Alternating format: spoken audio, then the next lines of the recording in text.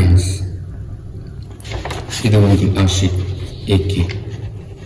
இன்றைக்கி நம்ம சேனலில் பார்க்க போகிறது ஒரு முக்கியமான சென்னையில் அண்ணா நகரில் நடந்த ஒரு கிரைம் சீனை பற்றி தான் பார்க்க போகிறோம். வீடியோக்குள்ளே போகிறதுக்கு முன்னாடி ஆஷிக் ஸ்டோரிஸை லைக் பண்ணுங்கள், ஷேர் பண்ணுங்கள், மறக்காமல் சப்ஸ்கிரைப் பண்ணிவிடுங்க. கூட இருக்கிற பெல் பட்டனையும் கிளிக் பண்ணிவிடுங்க. ஓகே ஃப்ரெண்ட்ஸ், இந்த கேஸில் சென்னையில் அண்ணா நகரில் நடந்த ஒரு முக்கியமான டாக்டரை பற்றி, அவருக்கு நடந்த மர்டரை பற்றி தான் பார்க்க போகிறோம். இது ஒரு அன்சால்வ்டு கேஸ் கிடையாது, இது ஒரு சால்வ்டு கேஸ். ஓகே, சென்னையில் அரவிந்த் அப்படின்ற ஒரு டாக்டர், அவர் எம்எஸ், அதாவது மாஸ்டர் ஆஃப் சர்ஜரி. கிட்டத்தட்ட 5000 சக்ஸஸான ஆப்ரேஷன் சர்ஜன் பண்ண ஒரு மிகப்பெரிய ஃபேமஸான டாக்டர். அவரோட நண்பர் சபரி, அவரும் ஒரு டாக்டர் தான்.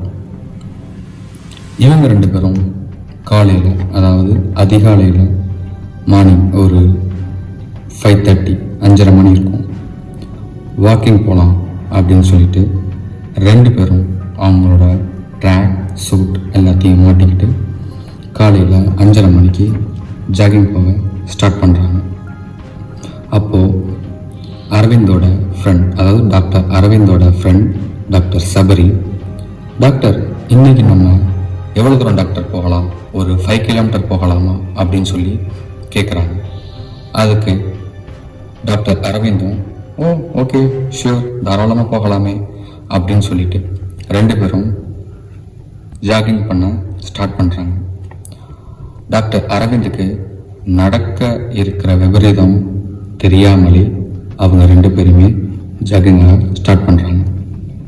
அப்போது டாக்டர் சபரி, டாக்டர் அங்கே ஒரு டீ கடை இருக்குது, அங்கே போயிட்டு நம்ம டீ குடிக்கலாம், மசால் வடை அருமையாக இருக்கும் அப்படின்லாம் தயவு செஞ்சு சொல்லாதீங்க அப்படின்னு சொல்லும்போது, அதுக்கு டாக்டர் சபரி, டாக்டர் நான் இங்கேருந்து அவ்வளோ தூரம் ஜாகிங் போகிறதே அங்கே இருக்கிற டீயையும் மசால் வடையும் சாப்பிட்றதுக்கு தான், அதெல்லாம் ஒரு இஷ்யூ இல்லை, வாங்க அப்படின்னு சொல்லிட்டு 2 பேரும் ஜாகிங் பண்ணுறதுக்கு ஸ்டார்ட் பண்ணுறாங்க. அங்கே இருக்கிற மார்க்கெட் ஏரியாவை தாண்டும் போது அங்கே 2 நபர்கள் பயங்கரமாக சண்டை போட்டுருக்காங்க.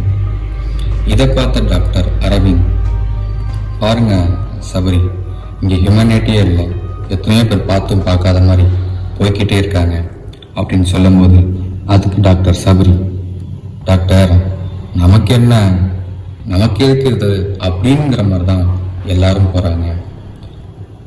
இதில் ஒரே ஒரு நல்ல விஷயம் என்னன்னு பார்த்தீங்கன்னா, யாருமே வீடியோ எடுக்கல, யாருமே சோஷியல் மீடியாவில் அப்லோட் பண்ணல, எதுவும் ஒரு சேஞ்சஸ் தானே அப்படின்னு சொல்லிக்கிட்டு இருக்கும்போது, டாக்டர் அரவிந்த் அந்த 2 பர்சன்ஸ்க்குள்ள சண்டையை உள்ளே போய் தடுக்கிறாரு, தடுத்து 2 அடியும் வாங்குறாரு. இப்படி நடந்துக்கிட்டு இருக்கும்போது டாக்டர் சபரி தான் உள்ளே பூந்து அந்த 2 பர்சன்ஸையும் தடுத்து டாக்டர் அரவிந்தையும் வெளியில் கொண்டு வராங்க. டாக்டர் சபரி இந்த சண்டையெல்லாம் சமாதானப்படுத்தி டாக்டர் அரவிந்தை வெளியே அழைச்சிட்டு வராங்க. திருப்பி அவங்களோட ஜாகிங்கை கண்டினியூ பண்ணுறாங்க. போய்கிட்டே இருக்கும்போது அங்கே சுற்றி இருக்கிற காக்காங்கெல்லாம் அங்கே ஏதோ ஒரு விபரீதம் நடக்க போகிற மாதிரியான பயங்கரமான ஒரு சத்தத்தை போடுது. கரெக்டாக ஒரு 10 நிமிஷம் இருக்கும், அவரோட உடம்போட நிலை மாறுது.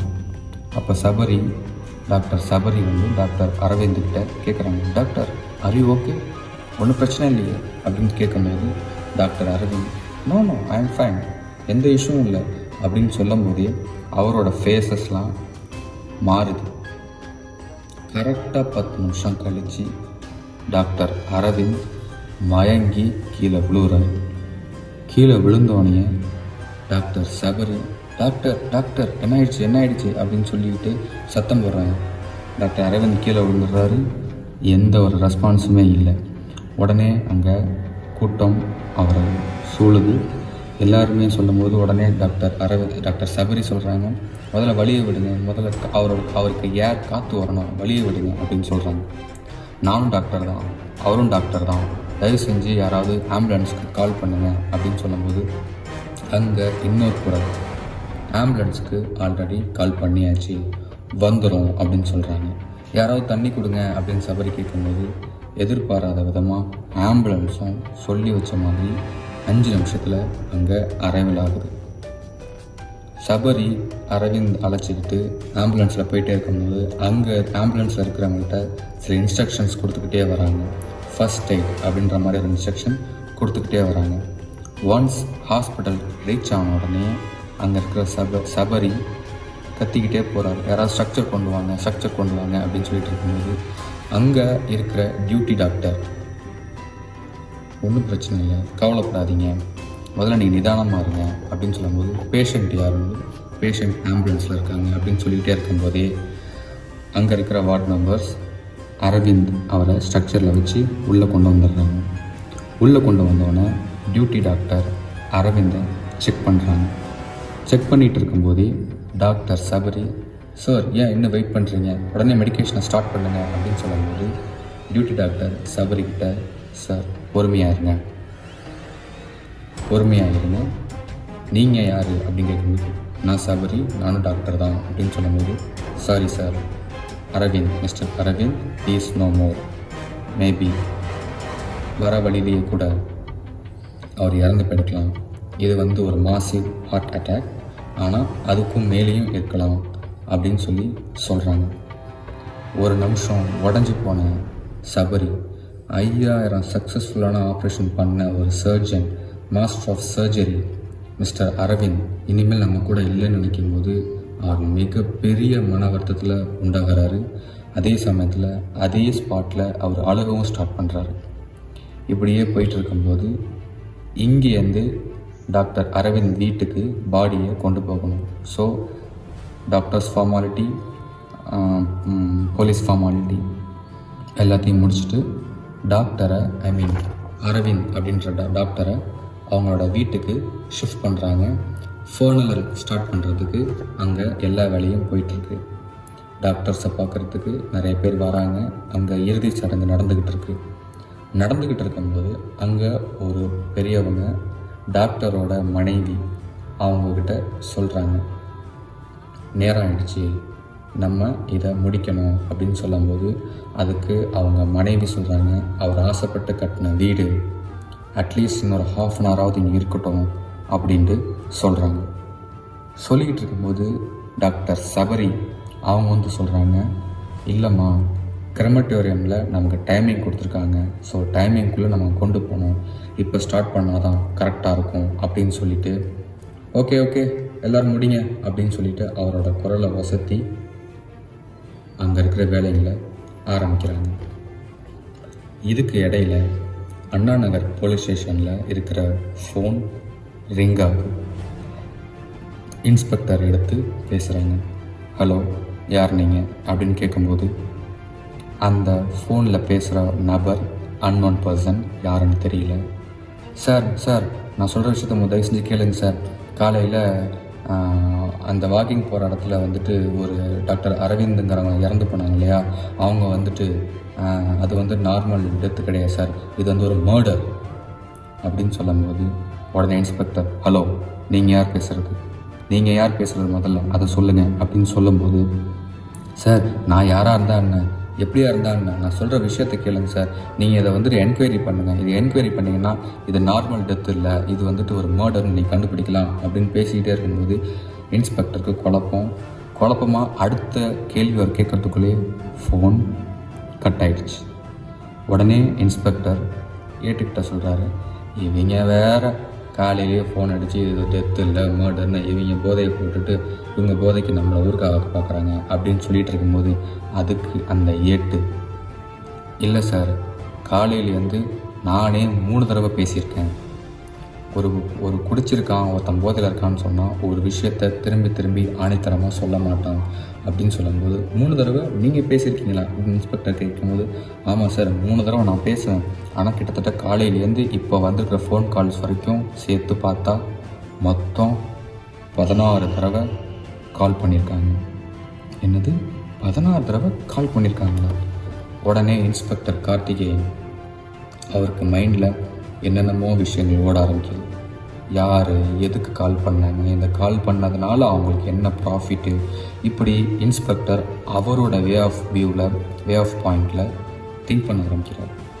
சரி, ஓகே, இதை என்னன்னு பார்ப்போம். உடனே ஏட்டுக்கிட்ட சொல்கிறாங்க, ஏட்டு வாங்க, எதுக்கும் நம்ம டாக்டர் அரவிந்த் வீட்டுக்கு ஒரு வாட்டி போயிட்டு வந்துடலாம் அப்படின்னு சொல்லிட்டு ஜீப்பை ரெடி பண்ணுங்கன்னு சொல்லிட்டு அங்கே உள்ளேருந்து வெளியில் வரும்போது, ஏட்டு நான் கான்ஸ்டபிள் கிட்ட இப்போ நமக்கு ஒரு ஃபோன் கால் வந்துச்சுங்களா, அந்த ஃபோன் காலை ட்ரேஸ் பண்ண சொல்லியிருக்கேன். ஸோ அதை நீங்கள் கொஞ்சம் என்னான்னு ஃபாலோ பண்ணுங்கள் அப்படின்னு சொல்லிட்டு கரெக்டாக 15வது நிமிஷத்தில் இன்ஸ்பெக்டர் கார்த்திகேயன் ஏட்டும் டாக்டர் அரவிந்த் வீட்டுக்கு போகிறாங்க. டாக்டர் அரவிந்த் வீட்டில் இறுதி சடங்கு நடந்துக்கிட்டு இருக்கு. அவரோட வீட்டோட வாசலில் இன்ஸ்பெக்டர் ஏட்டு அவங்க போய் நிற்கிறாங்க. போலீஸ் ஜீப்பு அங்கே நிற்கிது. இதை பார்த்த சபரி அங்கேருந்து ஓடி வந்து, சார் வாங்க சார், என்ன சார் அப்படின்னு கேட்கும்போது, ஒன்றும் நத்திங், அதெல்லாம் ஒன்றும் இல்லை, ஃபேமஸான டாக்டர் இறந்து போயிருக்காங்க, கிட்டத்தட்ட 5000 ஆப்ரேஷனுக்கு மேலே சக்ஸஸ்ஃபுல்லான டாக்டர்.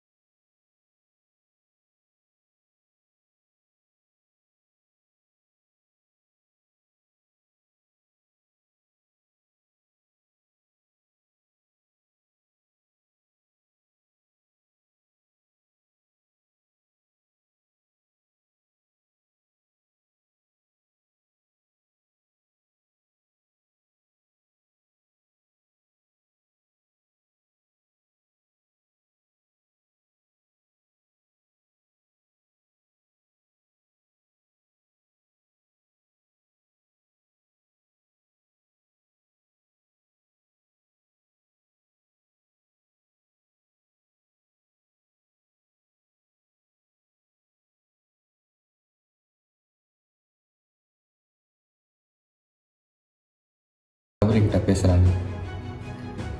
டாக்டர் சபரி, நான் சொல்கிறேன் தப்பாக நினச்சிக்காதீங்க, இந்த டெத்தில் எங்களுக்கு ஒரு டவுட் இருக்குது. ஸோ இந்த ஃபியூனரலை கொஞ்சம் தள்ளி போடுங்க, முடிஞ்சால் ஸ்டாப் பண்ணுங்க அப்படின்னு சொல்கிறாங்க.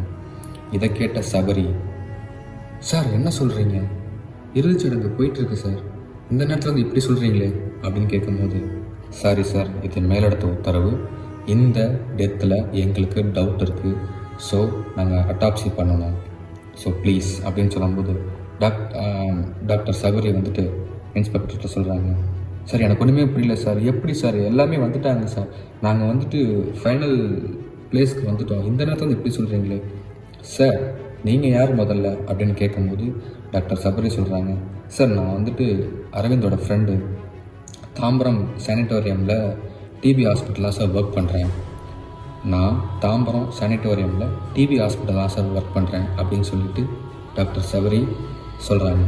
ஓகே சார் ஃபைன், நான் வந்துட்டு அவங்க மனைவி கிட்ட பேசுகிறேன் அப்படின்னு சொல்லி இன்ஸ்பெக்டர் கார்த்திகேயன் வீட்டுக்குள்ளே போகிறாங்க. வீட்டுக்குள்ளே போயிட்டு அவங்களோட மனைவி கிட்ட பேசுகிறாங்க.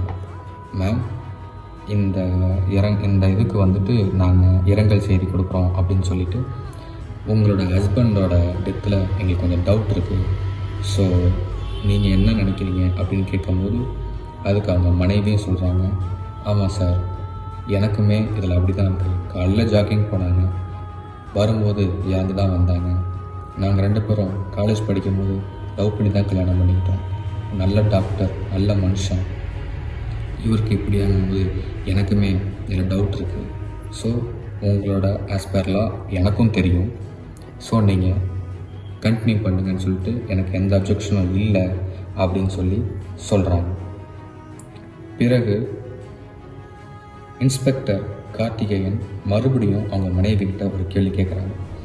மேம், டாக்டருக்கு ஏதாவது எதிரி அந்த மாதிரி ஏதாவது உங்களுக்கு தெரிஞ்சு அப்படின்னு கேட்கும்போது அதுக்கு அவங்க மனைவி சொல்கிறாங்க, சார் அவர் நல்ல மனுஷன், அவருக்கு எந்த எதிரியுமே கிடையாது, இன்ஃபேக்ட் ட்ரீட்மெண்ட் கூட காசு இல்லாதவங்களுக்கு ட்ரீட்மெண்ட் கூட ஃப்ரீயாக பார்க்குற ஒரு மனுஷன் சார் அப்படின்னு சொல்லும்போது, ஓகே மேம் ஃபைன், நீங்கள் பார்த்துக்கோங்க அப்படின்னு சொல்லிவிட்டு இன்ஸ்பெக்டர் ஏட்டை கூப்பிட்டு, ஏட்டு பாடியை ஜிஹெச்சுக்கு அனுப்பு, ஃபாரன்சிக் டிபார்ட்மெண்ட்டில் நான் பேசிக்கிறேன் அப்படின்னு சொல்லி இன்ஸ்பெக்டர் கார்த்திகேயன் நெக்ஸ்ட் ஃபர்தரான